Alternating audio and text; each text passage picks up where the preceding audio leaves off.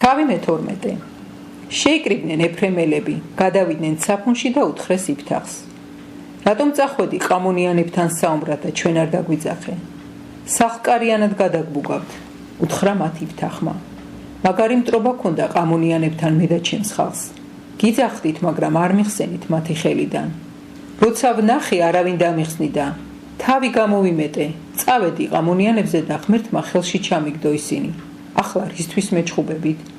შეკრიბა იფთახმა ყველა გალაადელი და შეება ეფრემს.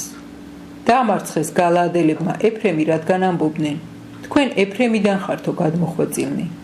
გალაადი ეფრემს შორისაა და მენაშეს შორისაა. გადაუჭრა გალაადმა ეფრემს იორდანეზე გადასასვლელი ფონი და როცა რომელიმე გადარჩენილი ეფრემიანი იყო და გაღმა გადამიშვიდო, კითხავდნენ, ეფრემიანი ხომ არ ხარო? თუ მიუგებდა არაო, უბრძანებდნენ, თქვი შიბოლეთი, თავთავი. ის კი იტყოდა სიბოლეთი, სხვაგვარად წარმოთქმა არ შეეძლო. მაშინ შეიპყრობდნენ და კლავდნენ იორდანეს ფონთან.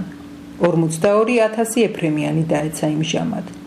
6 წელი მსაჯულობდა იფთახი ისრაელზე. მერე მოკვდა იფთახ გალაადელი და დამარხეს გალაადის ერთ-ერთ ქალაქში. მის შემდეგ ისრაელის მსაჯული გახდა იბცან ბეთლემელი. 30 ვაჟი ყავდა. შინიდან 30 ქალი გაისტუმრა. 30 ქალი შინ მოუყვანა თავის ვაჟებს და 7 წელი მსაჯულობდა ისრაელზე. მერე მოკვდა იბცანი და დამარხეს ბეთლემში. მის შემდეგ ისრაელის მსაჯული გახდა ელონ ზებულონელი. 10 წელი მსაჯულობდა იგი ისრაელზე.